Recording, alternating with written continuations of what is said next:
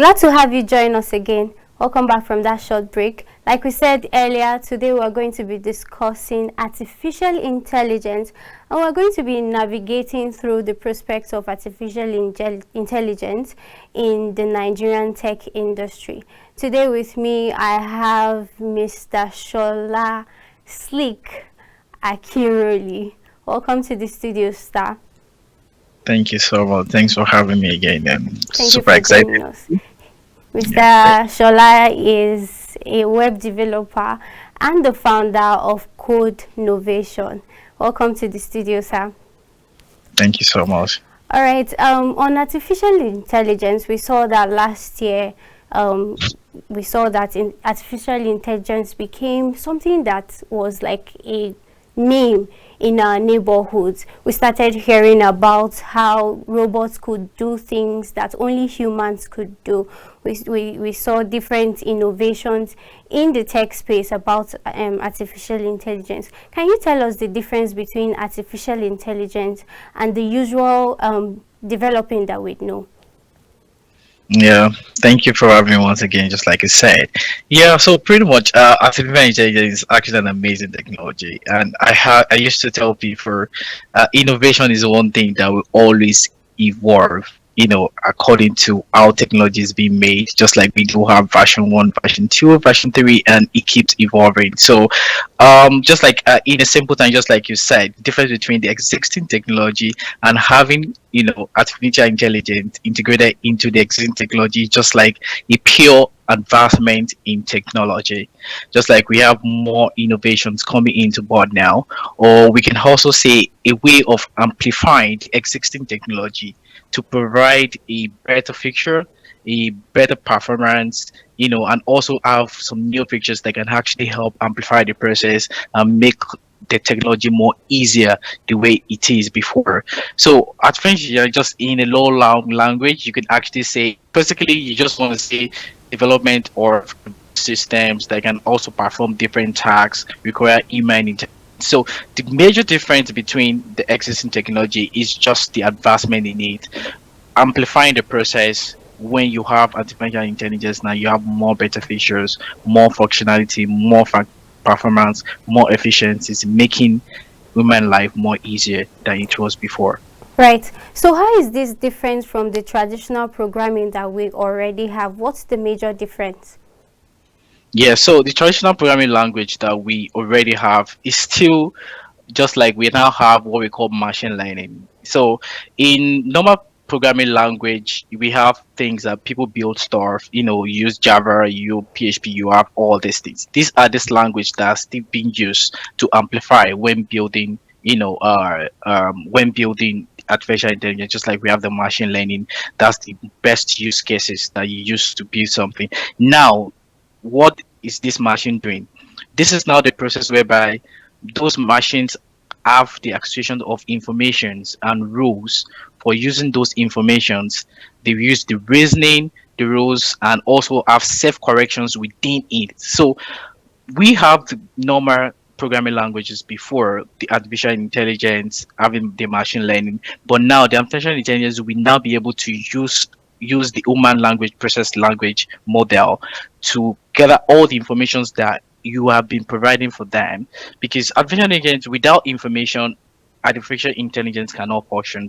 So it's all those existing informations in a more improved process, processing it better than it was before and giving it a better, more performance than it is before. So it's still the languages we're using to build artificial intelligence, but different is that they are now box of a lot of languages coming in together that computer will process to produce a better, more AI technology, which makes it very intelligent. So now you have the existing the computer systems that perform typical tasks like human intelligence, but now you have natural language, which is artificial intelligence, by recognizing the patterns, solving problems, and making decisions by itself.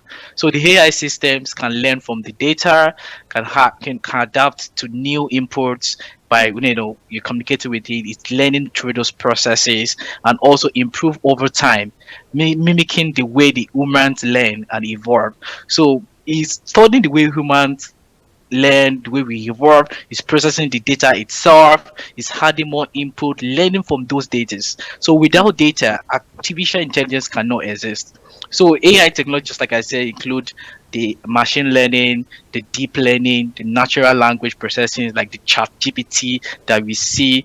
How we have the LLM language where you can have process billions of languages together to actually provide you to give you a better output. We also have things like computer vision and robotics. So these are like the ultimate goal of creating systems that perceive, understand, act autonomously for advancement in different fields like the healthcare, the machine, the transportation, and a lot more.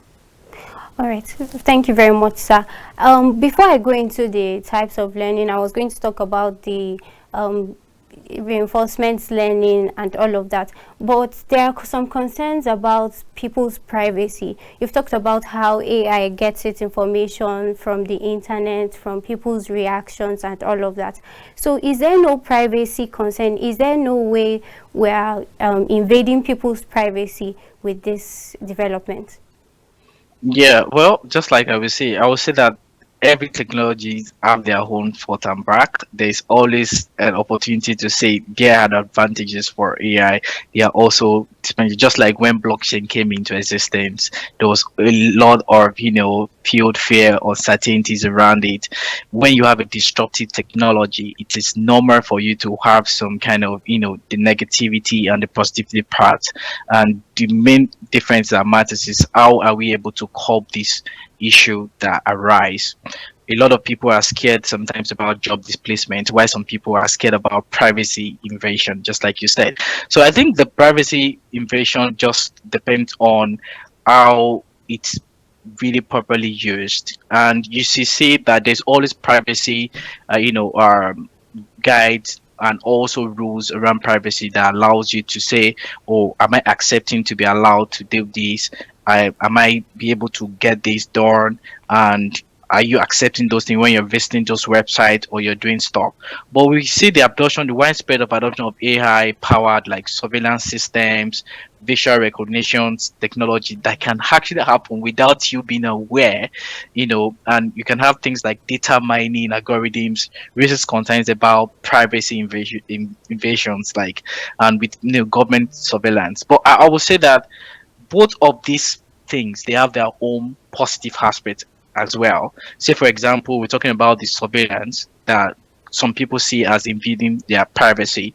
This can also be used to to apprehend terrorist, or or theft, or a robbery, or somebody Mm. they're looking for a long time. Especially in this insecurity we're going through right now. Insecurity world that we are, exactly. So as you are thinking that, oh, this is invading your privacy, at the same time think about the positive part of that same thing as well, because this can really mean a lot as well. It can help people to tackle these problems and all that. So it's all boiled down between having this kind of compliance around how the privacy can work better and can be improved. And we have a body who is actually working on that to ensure that people's privacy is not just because so invade Invaded.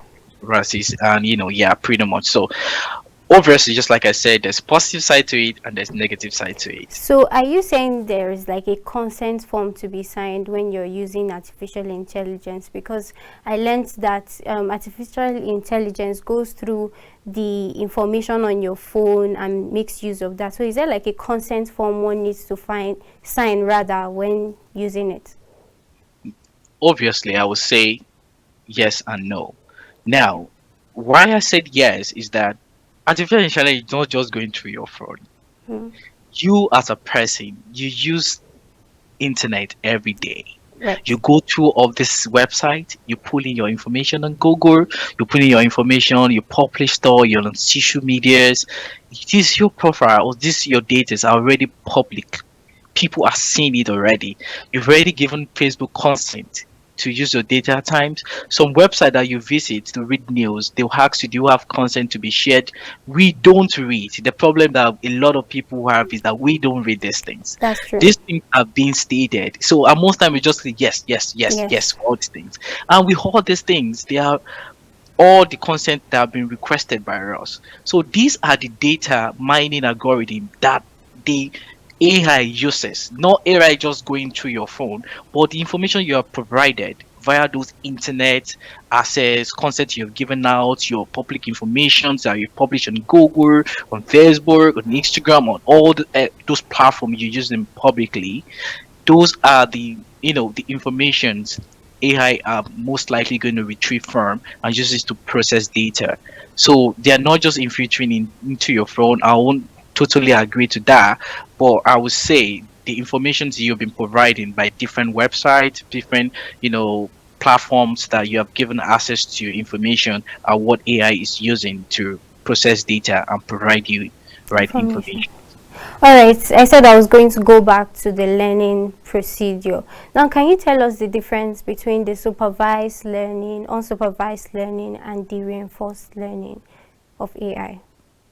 Yeah, so I would say the supervised learning is just basically, it's very simple. You want to build AI, you're working on some AI materials that you actually want to work on, and you want to understand what are the supervised learning do you have that you can actually build. What are the things that you've already, the AI needs to process, what are the things AI need to process. So if you have those things already, those are the supervised learning that you're providing for the AI to actually use to data. The ones are the ones that AI do not have. The other one are the one that the AI unsupervised learnings are the one that the AIs don't have. And you are given the AI access to by writing some algorithms that can help you, process those data, those information, and without you being there, or even allow him to use its own intelligence, because AI keep learning, either you like it or not. On his own, he can process a lot of data and he keep learning, and that's why you see that people are excited about how AI can be helpful while they are coding, and people can ask informations. AI can help you detect your coding algorithms, can help you become your um vulnerability in your code, security in your code, and a lot of amazing other stuff. So these are the platforms that are really very important for you to key. So these are different models that can help you whatever you want to do, wherever you are processing your data, you are providing the information, either you're making it supervised or not supervised learning in the process of algorithm. It's deeper than this, but I would not have the whole day to actually explain all this for you. All right, this is already simplified. Okay, so let's bring it home. How do we utilize artificial intelligence in Nigeria? How do we make it work for us in Nigeria, not looking at it as something that will take our jobs away from us? Well, I would say it's just like I said. There's always like people are always scared for understanding how you know different models work, Development like I works. said, development works, and there's always like this opportunity for people to be scared about things that are going to work and things that are not going to work. And I would say AI has its own advantage and have its own disadvantages. Just like you can see a lot of people now get to learn better, get to learn faster by using AI, by using ChatGPT to process things and to process data. But what about the job? Yes, AI is going to take the bitter truth is that Hmm. AI is going Wow. to replace a I lot should of be jobs. scared right now. That's the bitter truth. Hmm. We have no choice. AI is going to replace a lot of jobs, and it's already replacing a lot of jobs. You should see that you go to different advanced country, you go there now, you don't have to have a cashier. You have AI doing all these old things for you. I You think have Google laid off robots some people in some weeks front. ago. Exactly. So there are a lot of jobs that are being laid off now because they feel like AI can do it. There are a lot of people now that feel like content copywriters and corporate writings are not really essential in a company again, just because they feel like AI can do the job better. I can help in that aspect. There are a lot of another marketing jobs as well. But I feel like what matters is that it's still human that built AI. It's still human that talks to AI. It's still human that give instructions that makes AI to work the way we're working. So what we should focus on, how are we improving ourselves? What field do we have that we can expand to add more skills and more knowledge and make ourselves indisplaceable in our role. Regardless of wherever we are, there are still some things that AI will not understand. And this thing is emotions. AI do not have emotions. And there are key roles whereby you need to understand, human emotions. You need to talk to emotion. Maybe not now. Maybe later on, you'll be surprised that some robots now have emotions. Yes. But for now, let's say obviously it's not completely out there now popular, like we have a lot of ABIs that have emotions and they used to deal with emotions and all that. So there's still a way you can communicate. The way you communicate to human interaction, human to human communication, studying this, they are essential that you know that AI cannot do these jobs. And sometimes AI is only perform based on the data they have collected from our human. It's just like a case scenario.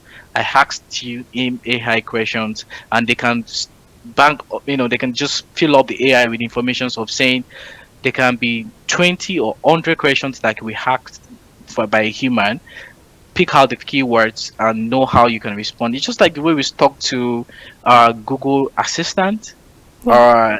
or Siri Siri. on all these phones, and on Amazon, what's it called? Yeah, pretty much. So we this is how the informations are being processed, and this is how AI uses this. So what our advice is that making yourself valuable at of any point of time you are, it's very important. Learn more new skills, add more new skills yourself, make yourself important in whatever roles you had. Don't just stick to one skills in a particular field you are. You can learn other skills that make you indispensable for a particular job you are as well. And we have to understand that with time, there are some jobs that are going to go into non-existence by human and will be taken more by you know by AI.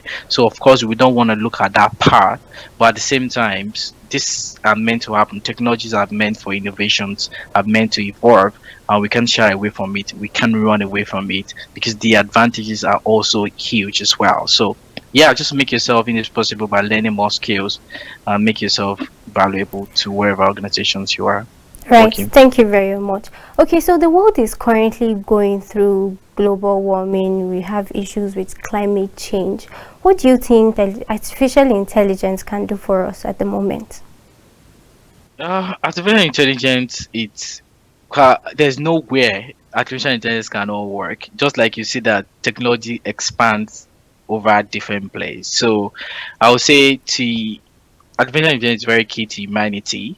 And if you just like we have in healthcare advancement, enhance accessibility, just like we have in people helping people with disability, speech recognition, natural language processing, enable voice controlled interfaces, and making it easier for individuals, like all these mobile impaired people to interact with technologies and with AI driven image recognitions and all more.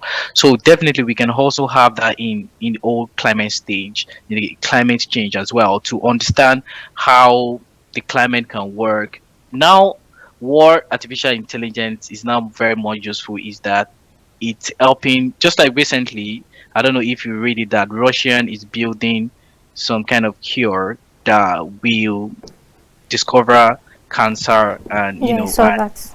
yeah, pretty much. So AI is going to be useful in fields like that can foresee the essential things that can happen in artificial intelligence, the climate change. How can we get, what are the disaster or potential issue that might actually come on. They can read by using data to accumulate, check the weather, performance, and everything to see how we can be better.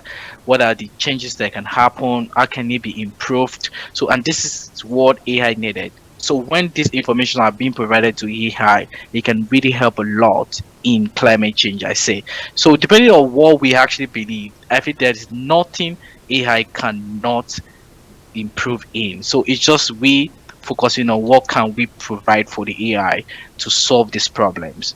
So if we have the modeling, the predictions, the renewable energy optimization, the energy efficiency grid, all these adaptations around climate change, it's very, very important. So AI can offer us promising opportunities, to address like complex changes in climate change, just like I said, by labeling more accurate predictions, smarter resource management that we can have.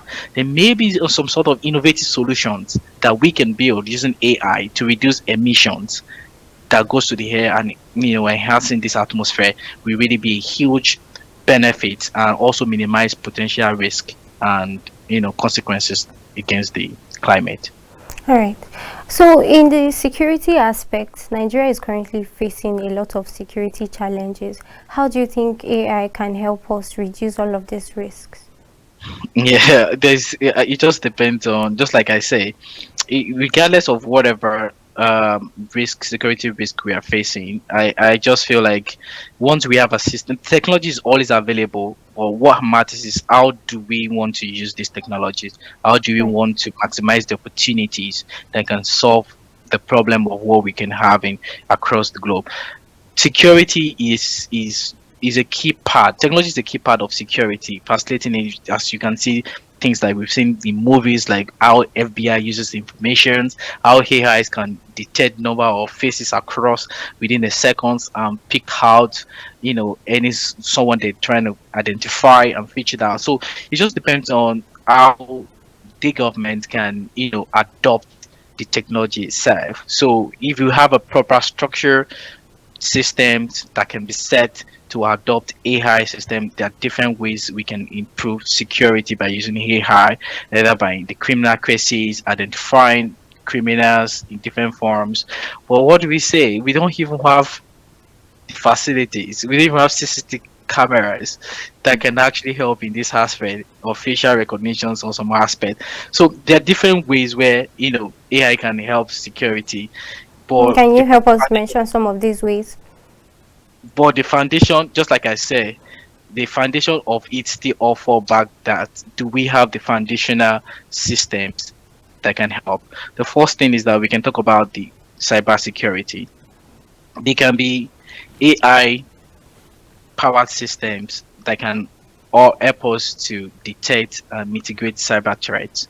So we can use these machine learning algorithms that can analyze the network traffic patterns, identify anonymous people or some unusual behaviors that Mm. can indicate, cyber attacks, respond to it frequently. The moment they are sending that attack, it can be detected, it can mitigate the potential risk.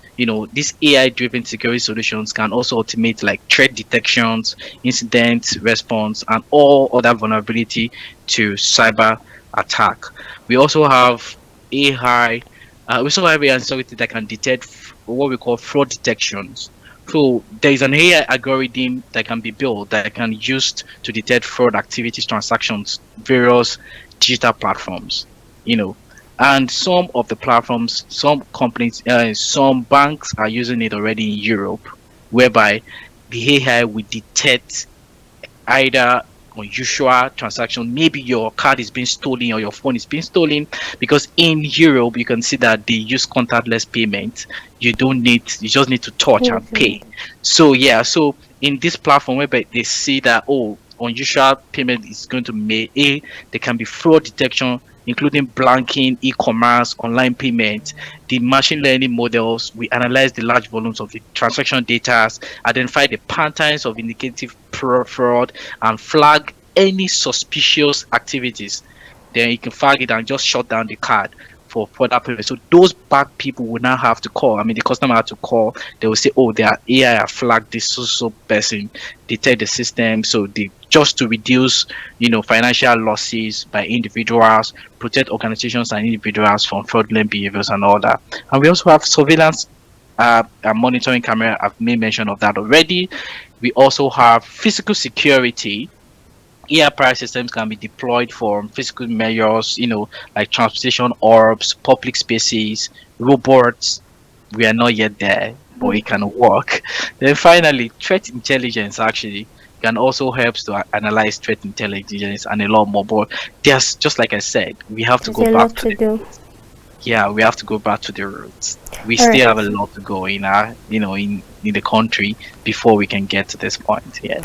All right. Thank you very much. So, what are the key ethical considerations we have when developing AI systems? Yeah, developing AI. I think just like I say, there's now ethical compliance monitoring. Like there's a body monitoring AI now and ensuring that it's appropriately used, which is very key in AI. Just like I always say there is no system that doesn't have its own backsides and all. There are a lot of controversies around disruptive technologies. We have seen this happen with blockchain technology, stating things like environmental impact and all that. So we have all these ethical, compliance that have been said to help reduce, you know, uh, the how AI can be accessed, how people can use AI's information. So there is always access. If you're building an AI solutions, you have to follow this compliance body that they have to go through the process of what you're building, see how this can, not be a disaster to the humanity and can also help reduce any danger or privacy invasion and a lot more to the to the humanity. So pretty much these are really really very important and these are really key. Have been created by the compliance body to help that. So hopefully we tend to have more of these coming in and it can actually help going forward. All right. I asked that question because I saw a video where the AI system wasn't perfect. They asked a particular questions and there were a little bit of hallucinations in its answers. So how do you think this can be fixed, or do you think this will continue happening as AI is just nearly perfect and not perfect? Just like I said, there's no system that is perfect. There's no perfect system. Yes. So, um, but just like I said, there is always a monitoring uh, um, compliance for all these AI platforms or whatever you're building. I think a few years ago, Facebook built a bot, like an AI bot, that uh, were supposed to be for a particular Facebook. And before you know, the two AIs, the two bots, they started communicating with themselves in a language that human don't understand, but they both understand each other. And what they have to do, Mark have to order Facebook have to order that the bot be shut down immediately. So this is part of what we're saying. Like there will be constant monitoring, compliance to see that you know there is no serious damage or danger to humanity by whatever they are building. Because if two robots are communicating in a robot language, the human that created them don't understand, then it's a potential danger to human. So this is what we just like I say, there have to be a ethical, compliance that can help the ethical development and deployment of AIs, with principles. So these are part of the ethical is fairness and equity, transparency and accountability. Just like you see, Facebook quickly detect that they know that they will be accountable for that and they shut down the bot immediately. Another thing is privacy and data protection that I talk about. Safety and security for human is actually very important. So all these, including social impact and responsibility, is also part of all these ethical criteria that has been set by the compliance body that have to, be demanded for safety for humanity, for safety in humanity. So it's quite very key for we to understand all this, and hopefully it's get better. Just like I said, it's not a perfect system, and it keep getting better.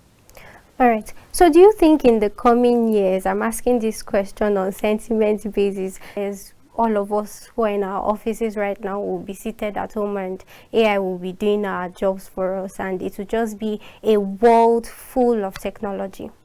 It's not possible. No, absolutely no. The Why simple do you think answer so?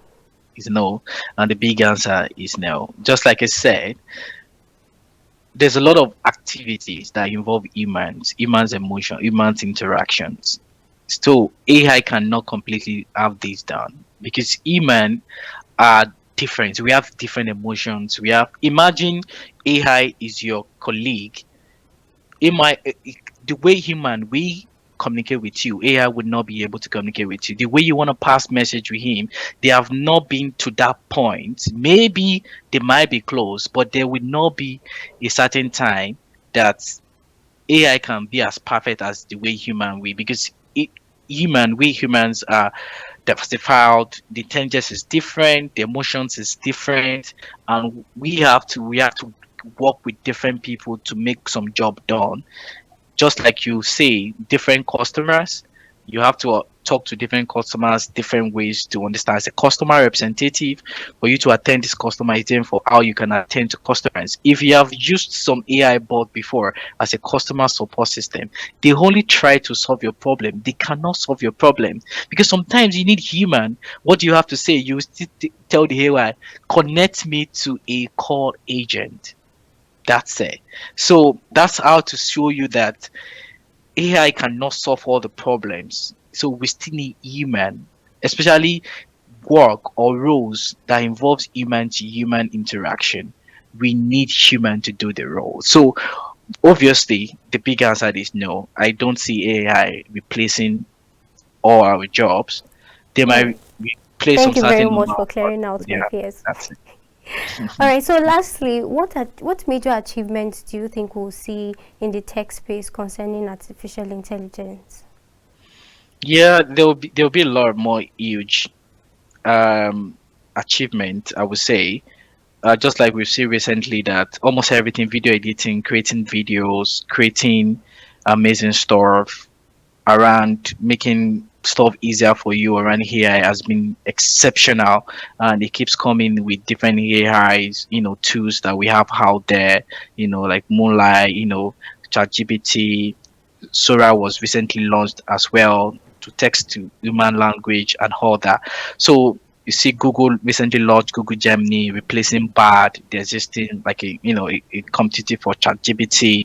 There will be constant involvement and competitions around AI, and that will make it more competitive to give more, more solutions that we create more social impact, and we also help make human life easy.